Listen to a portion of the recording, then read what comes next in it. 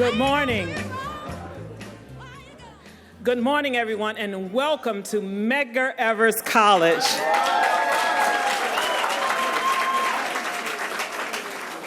I am just so pleased to have an opportunity to welcome you this morning. Medgar Evers College, a college born out of the Central Brooklyn community with social justice in its DNA. Named for Medgar Wally Evers, who really gave his life for the cause that we are here for today. And so I am just so pleased to have this opportunity to welcome each of you to the college, and please come back. Please welcome to the podium Governor Kathy Hochul.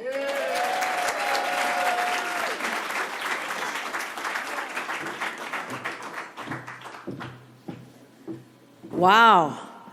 This is how we celebrate Juneteenth. We come together and we make changes that are going to affect the lives of millions of people across this country when they see what New York does here. So I want to thank all of you for coming on this significant occasion to really tell people where we stand as New Yorkers. And Dr. Ramsey, I want to thank you for your leadership of this incredible organization. We're so proud, not just of the institution, but of the individual that this is named after, as a constant reminder that the search and quest and the march for justice never ends. And sometimes blood is spilled along the way, and we honor those people for the rest of our lives. So thank you, Dr. Ramsey, an amazing partner I have in government who gets everything we need to do over the finish line, sometimes in the wee hours, but Majority Leader Andrea Stewart Cousins has been an extraordinary leader. Thank you.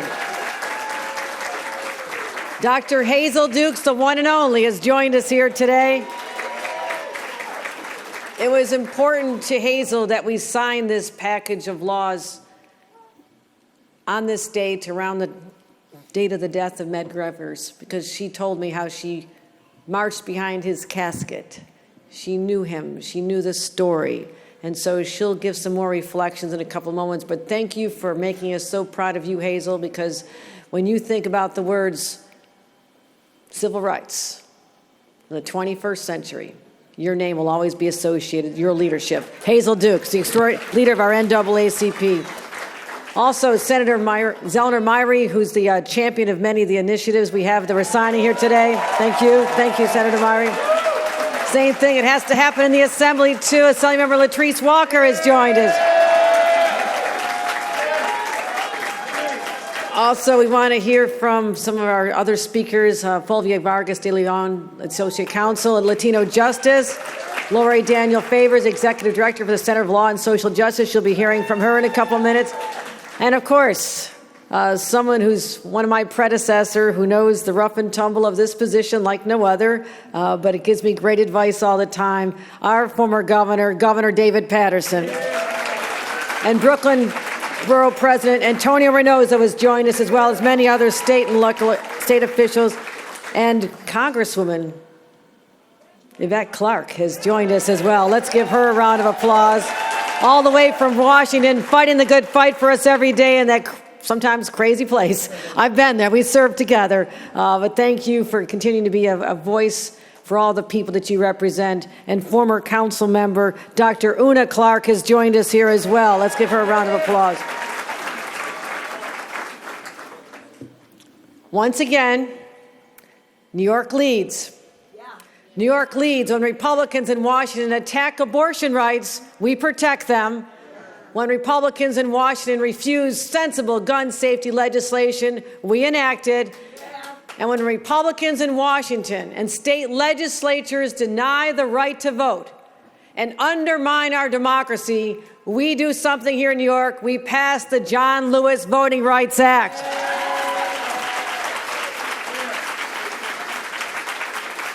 I'm so glad to be back at this college, especially as we celebrate Juneteenth, as we know the history. We know the history. I marched in what is claimed to be the largest Juneteenth parade in America after Texas. That would be in Buffalo, believe it or not. Got to do a little catching up here in Brooklyn. We got to do a little more, but Buffalo is the largest. We marched there. I was with Letitia James and many others who came together to acknowledge that is a community still in great pain. After the Buffalo shooting, people wore T-shirts that were stamp out white supremacy. It's a shame that we have to do that in this era, but I was so proud to march with them. But we talked about what this day meant. And in their honor, I wear this because it says choose life, and it's got a little buffalo on it. Some of the family members who lost loved ones want me to wear this. But on this day, it was supposed to be a day of liberation for enslaved people 157 years ago. Supposed to be. Because since that time, the journey has been long, it's been hard. As I mentioned, blood has been spilled along the way. But we never give up. We never give up because we stand on the shoulders of those who marched before us. And today, we're going to make a significant step to honor those individuals. And we think about Medgar Evers. He was trying to vote in 1946 when a gang of white men surrounded him at the courthouse. They stopped him from casting his vote.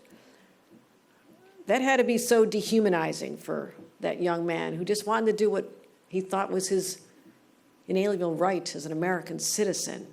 And he had to be prevented from that. But he would not be deterred. For 2 more decades, he fought on. He spent long days and nights trying to fight for a more equal, a more just, more righteous America, fighting against racism, segregation.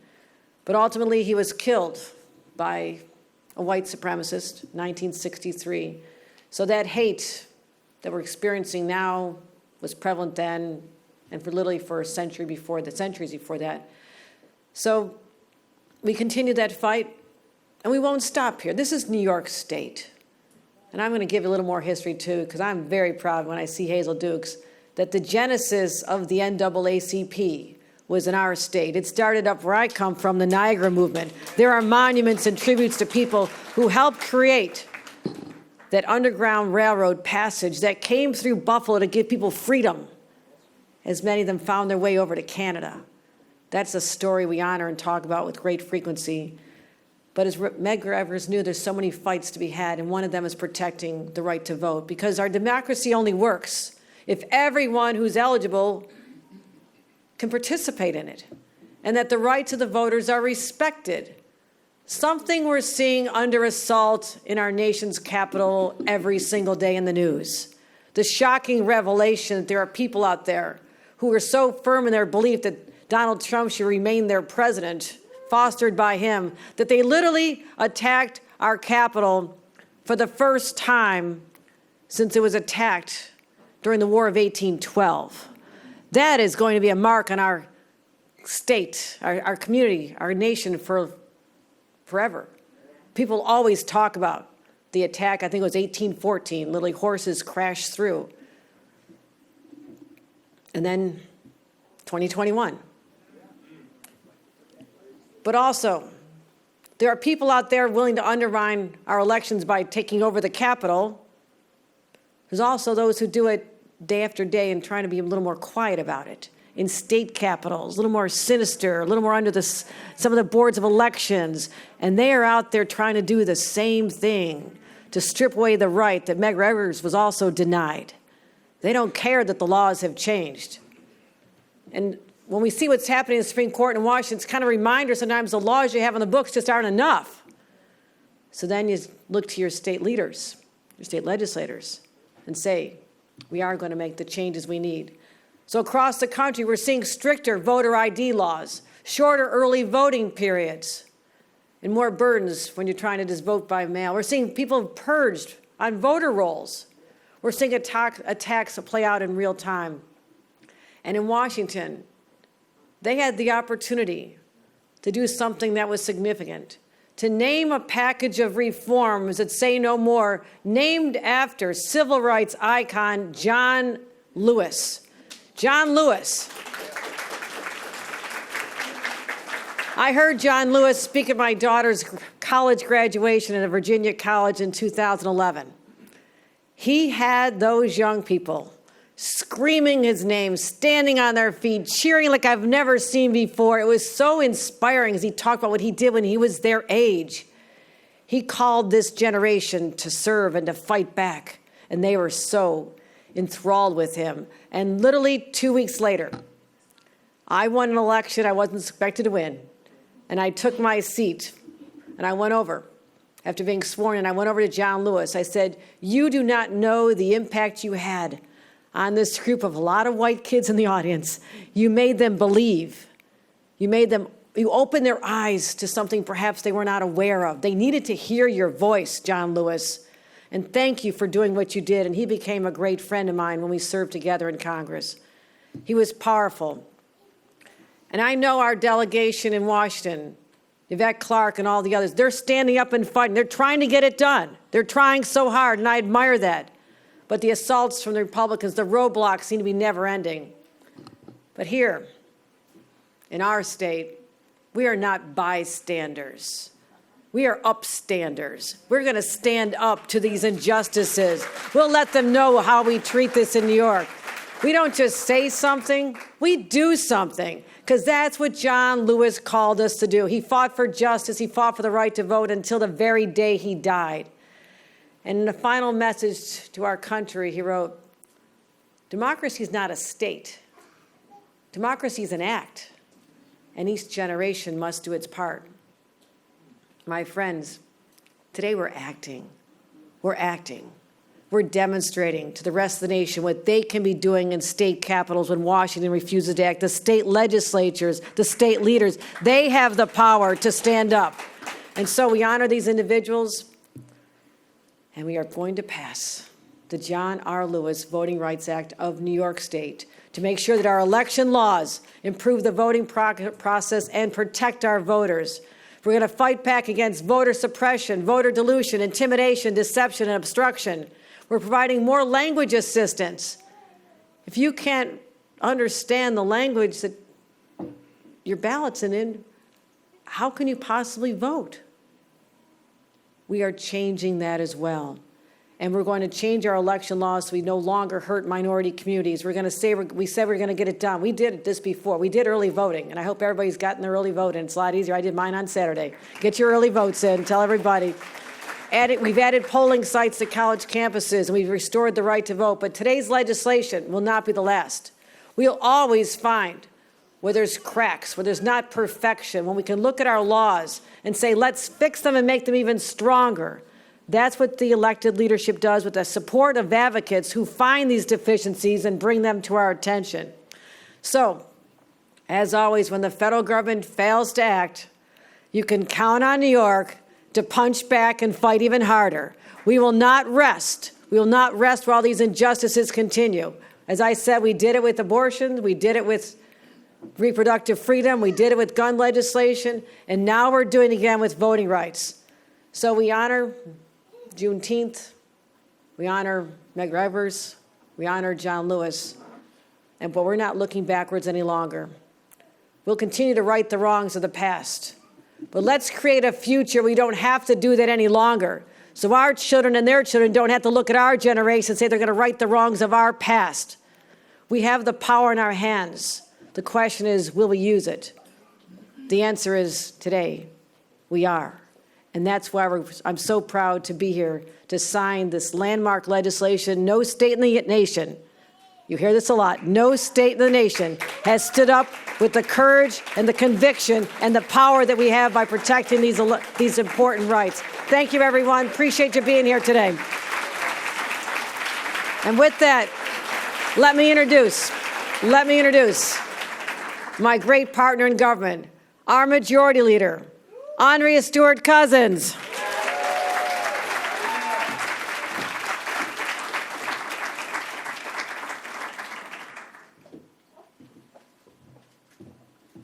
Good morning. Good morning. It is great to be here. We were going to do it in Westchester. Is Westchester in the house? All right. But, yeah, okay.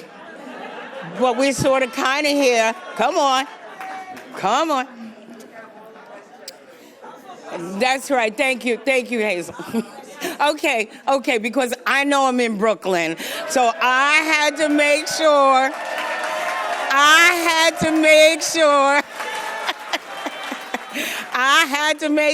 that I have my passport and everybody. But listen, the idea that, the governor promised the great Dr. Dukes that we would sign this wherever she wanted it signed was not only important, but exemplary because we understand the power of what the NAACP has represented to all of us in your leadership, Dr. Dukes. I'm so happy to be here because I've got a governor who, and I tell her all the time, I'm tired of getting these pens for things that we should not have to be passing. I mean, why am I doing this? I want to get pens for innovative things. I want to get pens for leading us into a smart, progressive, and equal future. But we keep having to go back.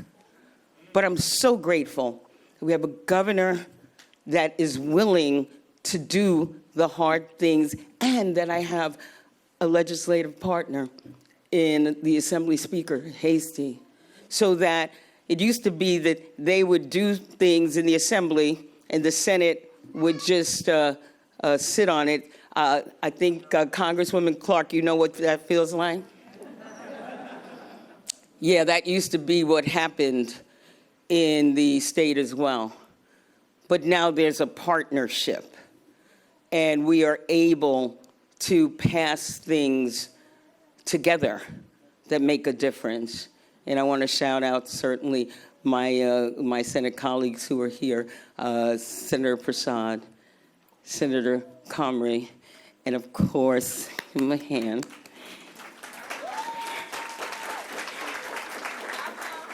And of course, my great elections chair, your own Senator Zelnor Myrie.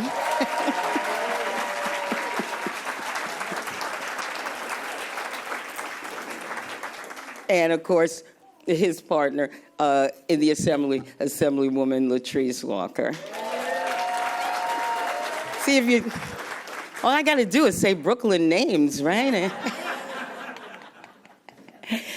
So I also want to acknowledge Governor Patterson. It was his bold idea that I should run for the Senate back in 2004. And when the governor mentioned that she won an election she shouldn't have won, I lost an election that I shouldn't have lost. I lost by 18 votes in the most hotly contested race in state history. In February of the following year, they told me I lost by 18 votes. But it wasn't just a loss. It was a loss that even the Times wrote an editorial about. They said in a gym in Yonkers, the game was block the vote, because people were questioning people in my community as they tried to cast their vote. That was only after they had purged the voting rolls a few weeks earlier, only after they had moved polling sites, only after people had come in uniform to new registrants' doors to ask whether they had really registered. I'm talking about Yonkers. I'm talking about New York. So as we do this incredible legislation, and certainly I thank our advocates who you will hear represented here for helping us to do the most progressive and expansive voting rights laws in the country. As we do this, I want you to know that New York State is an example of even some of these things that we've seen in the deepest, deepest South. Nobody is exempt from trying to fight against those powers that would bring us back. And to that end, just this morning, I was brought to my attention with Livia. The Texas Republican platform, just think about this.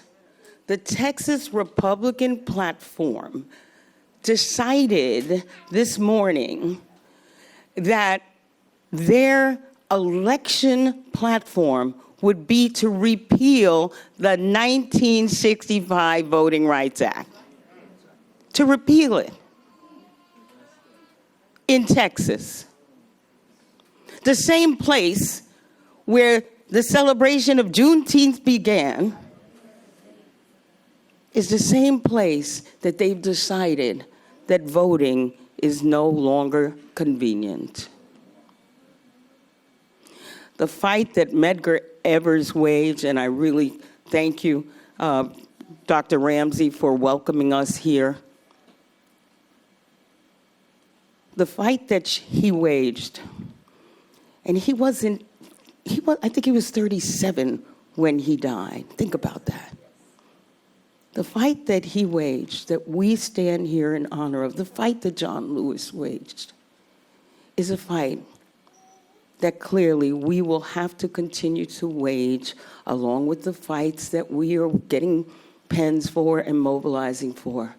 But let us continue to be a model, to be an example, to be relentless, fearless, and tireless.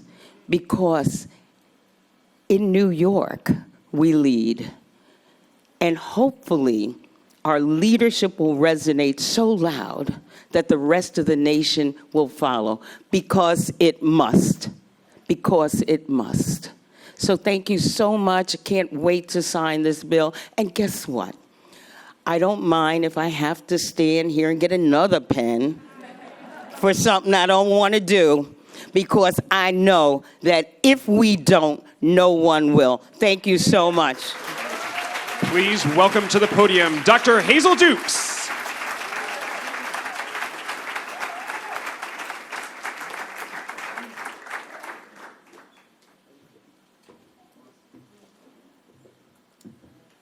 Good morning. Good morning. Hi, Brooklyn. I'm from Brooklyn. I'm from Westchester. I'm from Niagara Falls. I'm from Buffalo. I'm from Freeport Roosevelt. I'm from Queens. I'm from Eastern Long Island. This is your girl.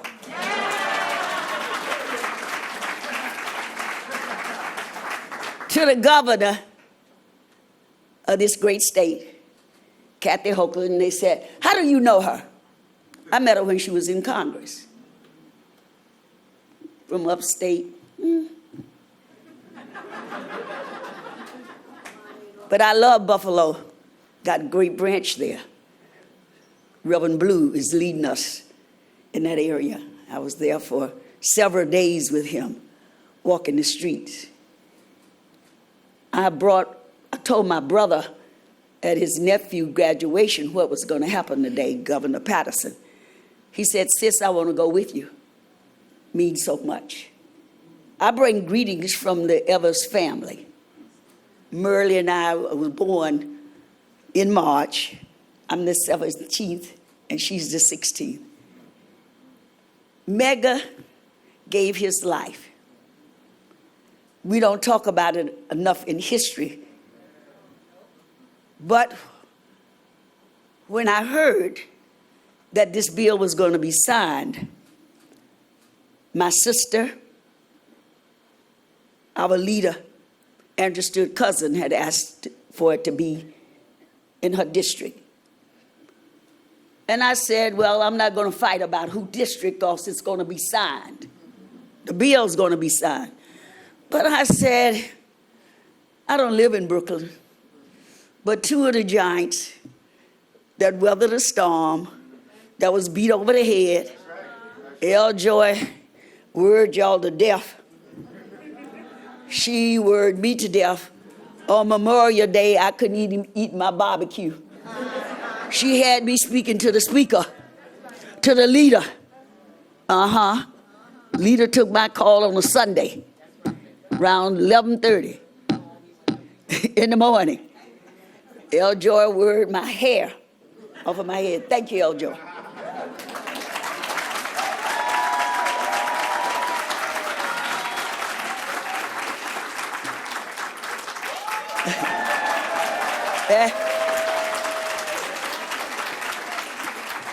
And my NAACP sent so many emails. Tell the speaker, Carl Hasty, said, call him off, call him off, call him off, call him off. We're going to get this done. Donna Lieberman, thank you for your, and my brother over there, Nan, these are all my posses. When I go, they go. When I say we going, they say, okay, how fast? And I said, well, I got to speak to the leader first. To the president of this great college. It's emotional for me today. I walked behind that casket with Merle and her children. She stood and fought until she got justice for the killer. Took her many years. A woman of strength and courage. And so today, with the first woman who is the leader of this state, I'm glad to receive my pen. When they put me in that casket and it's all done, I want that pen in with me. Because I want it to be known. If I can help somebody as I pass along, then my living will not be in vain.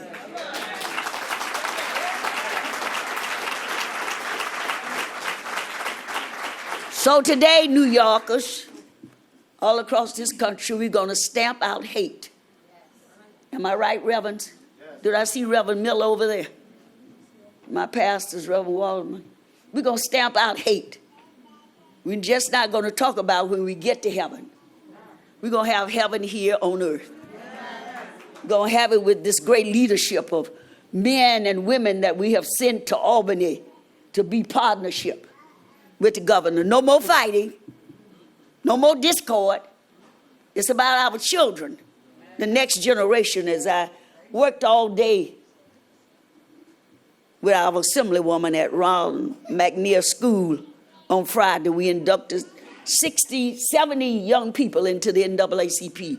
My ambassador here, my ambassador, will you stand up, please?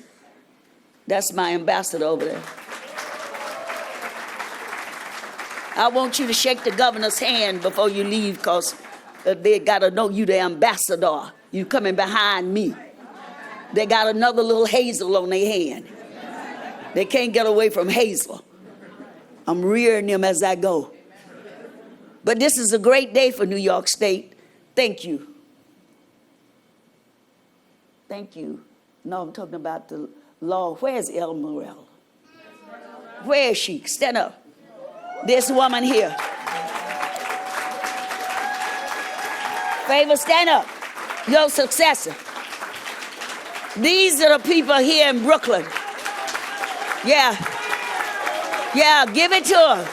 She's retired now. I'm not retiring. I don't know why you retired. I'm gonna stay here and raise hell myself. I'm gonna stay here and raise holy hell. I ain't going nowhere. I'm gonna stay in this fight. But I want to thank our leadership. Young man, Zelma. Young brother. Young brother. You just didn't go to Albany to be in Albany. You went to Albany to do some work, and I'm proud of you.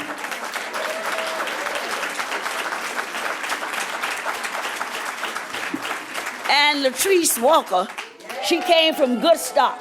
She came from the Clarks. Now me and Mama, stand up, Mama Clark.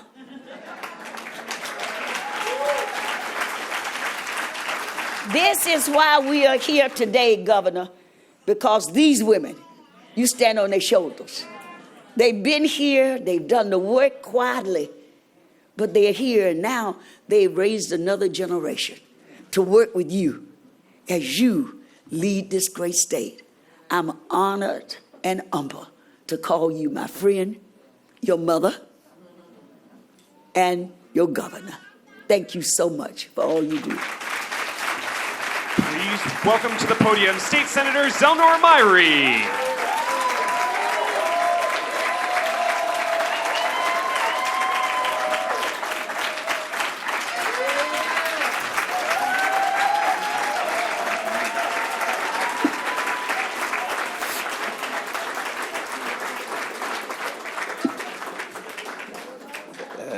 Dr. Dukes got me snot-nosed up here. Happy Juneteenth. Let me start by recognizing the woman who is the reason that I'm standing up here. My first vote ever, I took with my mom. So, Mommy, if you stand up, please.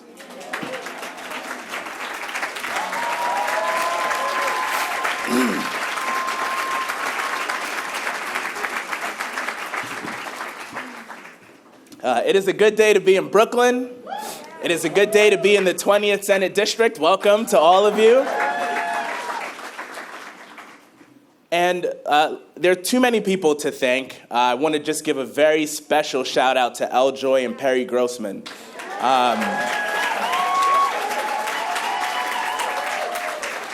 Who just did incredible work for us to be here today. And it is an honor for me to be here on Juneteenth as we are celebrating emancipation and liberation and freedom for our people. And throughout this country's history, that emancipation and that freedom and that liberation has been a threat to the power in this country. And the only thing that could match the inhumanity and the brutality of human enslavement were the subsequent efforts to keep us in bondage by every other means. We're celebrating Juneteenth, 1865. It wasn't until 100 years later that the Federal Voting Rights Act was passed. 100 years later. We did not have a real democracy until 1965. But it only took half that time for the Supreme Court to roll it back. It was a little under 50 years when the Supreme Court gutted the Voting Rights Act in 2013. And it was only 8 years after that that people stormed our nation's capital in the name of a big lie. And it was only 1 year after that where legislatures across the country introduced nearly 400 bills to restrict the franchise. So I call those numbers out: 100, 48, 8, 1, because our democracy is on the line now. This isn't history. Our democracy is online right now. People are attacking it right now. And they're doing it with greater force, and they're doing it with greater speed. So as we gather here today, we're not just celebrating Juneteenth. We are celebrating our fight back against the attacks on our democracy.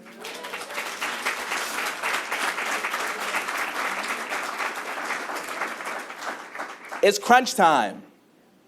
Right now, it's crunch time for our democracy. And if you know anything about us here in Brooklyn, is that we want the rock when the game is on the line. We want the ball when the game is on the line. And so for all New Yorkers, in every corner of this state, if your vote has been suppressed, if you have been intimidated, if your election system has made it such that you can't elect someone that looks like you, if you can't understand the ballot, if you don't have the resources to get to the polls, we got your back today. We got your back today. And as you heard some of the speakers say earlier, this isn't a Southern problem. This isn't a Republican-controlled state problem. This is an American problem. And that includes the state of New York. So let me just close again by offering my gratitude to our governor. Thank you for partnering with us, for stepping up, for showing your leadership. I want to thank my leader, who without this, none of it would be possible. She had the crazy idea to make me the chair of the elections committee. None of this is possible without you. And to my partner in the assembly, Assemblymember Walker, who got this across the finish line in the other house. Thank you.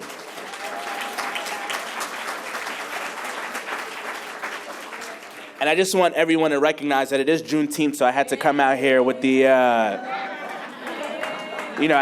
had to do it the Brooklyn way.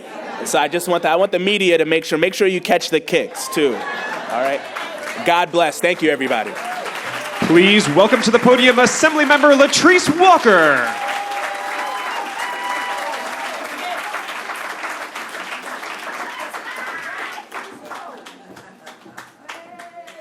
Wow. Wow. Wow. Whew. Good morning, everyone. Good morning. So I am Assemblywoman Latrice Walker and a proud daughter of Brooklyn. But they're telling me that I need to learn how not to say I'm from Brownsville and learn how to say Brooklyn more.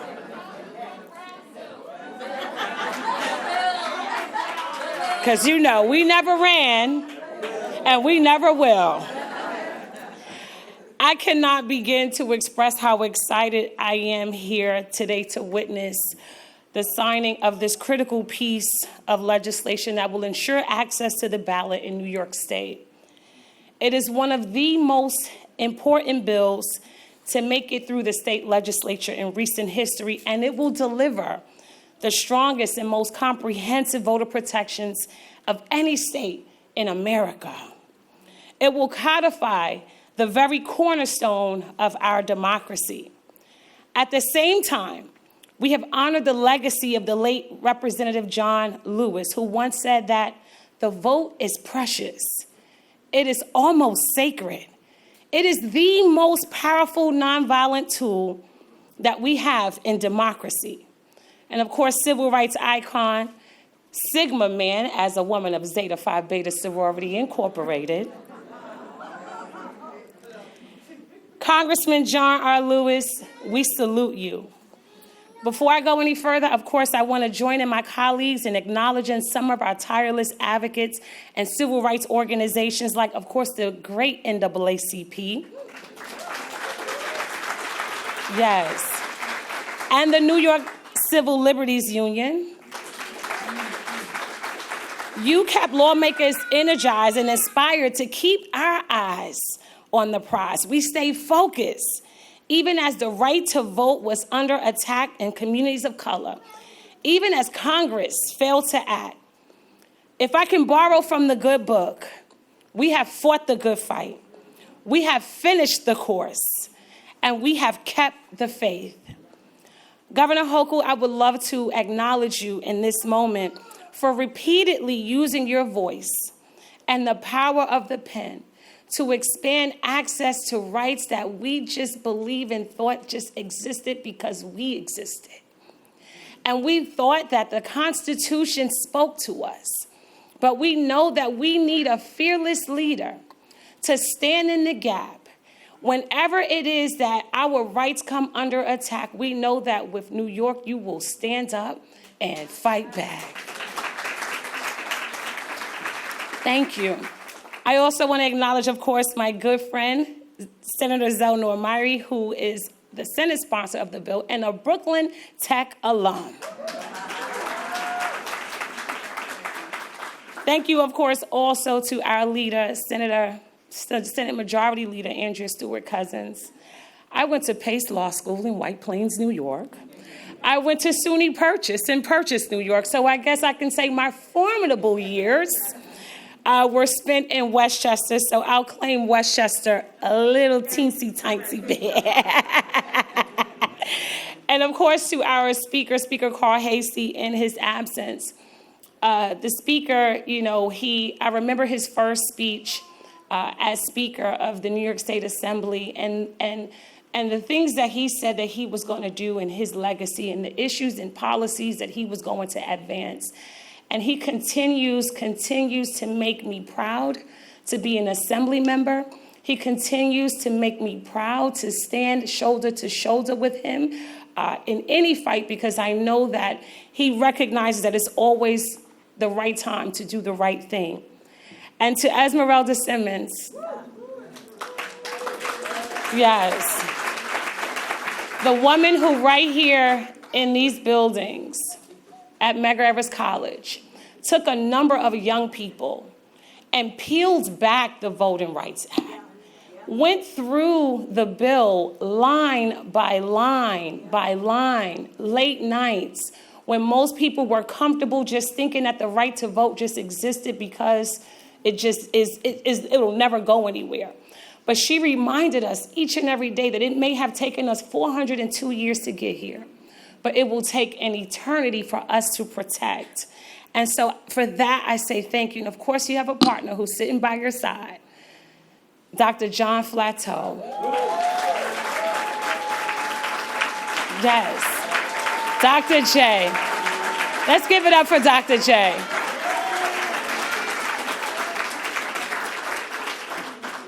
And so I wouldn't understand a thing about voting or voting rights if it weren't for these two individuals who held our hands, Joy, and helped usher us along the way. And I also am reminded of another late, great civil rights, voting rights advocate, none other than the Honorable Jacqueline Berrien Williams.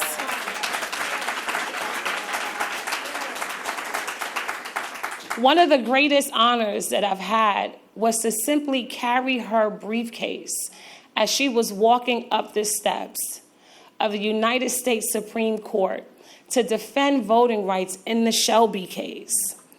And we watched as she fought vociferously in that particular courtroom. And we know that there was a representative who stood there in the Supreme Court who had one job. He had one job, and he sat there in his chair with his head back and his hands on his chest and his eyes closed throughout the entire proceedings as Section 5 was gutted. And I got angry and I was upset, but I had to turn my pensiveness into power. And so again, thank you, of course, to our each and every one of our mentor, Mama Hazel Dukes.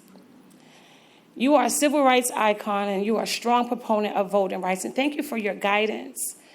Dr. Clark, thank you for your counsel and inspiration that you've provided over the years. We promise to fight for this legislation, and promise kept. And of course, to all of the legal eagles who have been instrumental in getting us to this point. Lurie at the Center for Law and Social Justice, and Ms. Vargas de Leon, the Associate Counsel at the Latino Justice Center. To, of course, Perry Grossman and Congresswoman, thank you for giving me wings to continue to soar as a legal eagle, to make sure that we are continuing the fight for fairness, justice, and equity. New York State has a long history of disenfranchising voters and communities of color, and I learned that in no other place but working on your campaigns. Somebody out there know what I'm talking about. They had requirements of property and ownership, literacy tests, and failure to assist in language minorities and voter suppression and voter intimidation. But today is a new day. We now have legal tools to fight against discriminatory voting practices. We have a pre-clearance provision. Section 5 is back.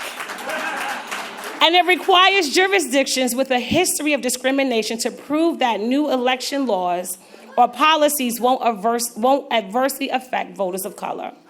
The John Lewis Voting Rights Act of New York will provide language assistance to voters who aren't proficient in English and punish those who attempt to deceive voters or unlawfully restrict their access to the ballot. So today's signing is a victory for democracy. It's a victory for New Yorkers from Buffalo to Brownsville. We have stepped to the forefront and established New York State as a national leader. And on this Juneteenth, we are celebrating freedom. We're celebrating liberation. But we know that the Constitution teaches us that slavery was abolished except in the case of criminal punishment. So that means that when you are subjected to the criminal justice system, you are I'm sorry, maybe you can hear me in the back. When you are subjected to the criminal justice system, you are in the truest sense of the form. The one thing that separates us from the folk who were in Galveston, Texas, is this one particular document. And it says that each and every time that we have to face the criminal justice system, we flirt back with slavery yet again. So this is a liberation movement. This is a continuation of the work of the sheroes and heroes who came before us. And so as Mama Duke said, she sent us to Albany with a mission. And mine is to agitate, advocate, legislate, and if possible, litigate. We went there, Zelnor, recognizing that we didn't just come to knock the door down. We came to take it off the hinges so they can never put it back on again. God bless you. God bless the great state of New York, and God bless America. Please welcome to the podium, Fulvia Vargas de Leon.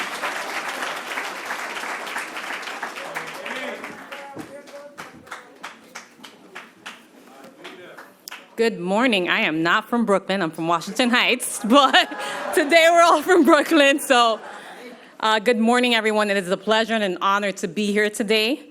I'm Fulvia Vargas de Leon on behalf of Latino Justice Pearl Deaf. After months of hard work and advocacy with allies to defend, strengthen, and advance voting rights for our communities, Latino Justice is proud to join everyone here today for the signing of one of the most historic pieces of legislation in our state. More than half a century after the Voting Rights Act became the law of the land, millions of Latinx, Black, and other marginalized groups face unprecedented attacks against our constitutional right to vote. Signing the John R. Lewis Voting Rights Act of New York into law places our state at the forefront. Again, at the forefront. We are the first of protecting communities of color from discriminatory actions that limit equal participation in our democracy. The right to vote should not be controversial or political. It is our right, our constitutional right to be able to vote.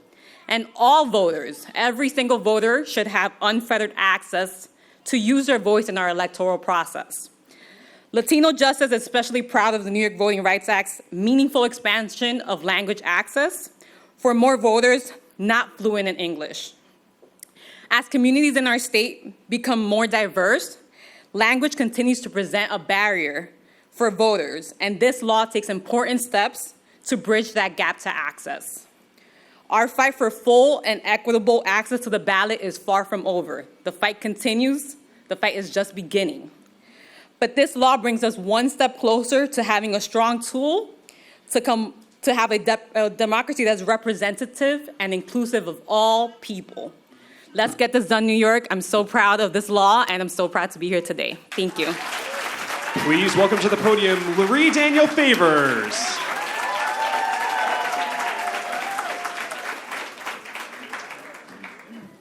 What's up, Brooklyn? Oh, come on now, we got guests in the house. What's up, Brooklyn? It is such a pleasure to be here with you all this morning. Greetings, Governor Hochul, Governor Patterson, Congresswoman, Dr. Mother Clark. We got to introduce our mothers. Dr. Mother Dukes. We have to introduce them properly. Leader Stewart Cousins, Senator Zelnor Myrie, Assemblymember Walker, and to every single one of you, L. Joy and Perry, who did so much of this work. It is truly a pleasure to be here. And I just want to say personally, I am grateful to be able to have joined in this struggle with all of you. I am Loree Daniel Favors. I am the new Executive Director of the Center for Law and Social Justice at the Medgar Evers College. Welcome to our home. Thank you to our illustrious Madam President, the first Black woman scientist leading this illustrious institution. The Center for Law and Social Justice, which was founded by my mentor and someone I've adopted as my mother, the one and only Esmeralda Simmons, who is here. Now, Founder Simmons, I know it is not lost on you, it is not lost on me as a student of history, as I know that you are, that being here on Juneteenth is a particularly auspicious moment because Juneteenth is a time that celebrates not just the freedom of the last of the enslaved Africans. It is also a commemoration of recognizing that those enslaved Africans were the last to find out their freedom because of the highly sophisticated, well-organized, and committed work of those who sought a white power leadership dynamic such that they were willing to flout the law just to pursue their own racist agenda. It's important to remember, it's not just the freedom and the joy we celebrate, it is also the realization that we remain embedded, if you will, with those who are doing the work of proactively seeking to ensure that people of African descent, people who are not white, will not be able to enjoy the full benefits of citizenship and freedom in this country. We are here at the institution named after Medgar Evers, a man who literally was assassinated for trying to extend the very rights that our elected officials, community organizers, and activists did the work of ensuring we would be able to enjoy here today. What's important to remember is that when we think about what Medgar Evers was enduring, the fact that he was fighting for what we have come to understand is the social policy of integration. And we recognize that integration is a very delicate thing in this society. We've had it for such a brief period of time. In fact, we only really can look back to the 1960s with the passage of the 1964 Civil Rights Act, the 65 Voting Rights Act, and the 68 Fair Housing Act. Those are really the three pieces of legislation upon which integration in this society stands. But what we also know as we think about this history is that integration not only requires a governing structure that will prevent the explosion and or the enactment of racist policies, but will also protect those people who are victims. But integration in America also requires a white community that is willing to heal from their white supremacy and keep it at home at the very least. What we have seen recently in Buffalo, and may those beautiful blessed souls rest in peace and power as they are welcomed by our ancestors. What we know from what happens in Buffalo and what we have seen after the great explosion, the insurrection, and this real return to explicit demonstrations of white power seeking, what we know is that if we are not willing to do as the Honorable Justice Thurgood Marshall told us, to do what is right and let the law catch up. Those aren't my words, y'all. Justice Marshall said, do what is right. Isn't that right, Janae? Leader of the NAACP Legal Defense Fund. He said, do what is right and let the law catch up. Senator Myrie, Assemblymember Walker, I want to thank you for doing what is right and allowing the law to catch up. And as we welcome Governor Hochul back to this stage, she is going to begin the signing with all the pens that we are all going to receive. And Dr. Dukes, that acknowledgement that you gave, so important. And the recognition that right now, we are still at a moment where we are going to pass legislation. It has been passed. It's going to be signed into law, and it's a beautiful thing. But those same elements that made Juneteenth so relevant, that proactive, sophisticated, nuanced, and committed desire to prevent non-white people from accessing their privileges, power, and resources, and the equitable distribution of power in their communities, that is still relevant. It is still here. It's not just south of the Mason-Dixon line. It is right here. And so it is incumbent upon us as we celebrate today and as we welcome Governor Hochul back to this stage that we be far more sophisticated, we be far more committed, far more diligent, and just far more bad to the bone at ensuring that our people will get to enjoy all of the privileges, all of the power, and an equitable distribution of resources and political access so that our communities can thrive the way God intended for them to do. Let's welcome Governor Hochul as she comes back to the stage. We ask that you please remain seated during the act signing. Thank you. Please remain seated.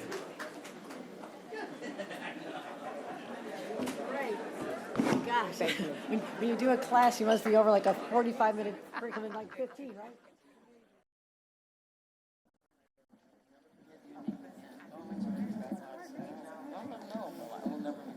Hazel on.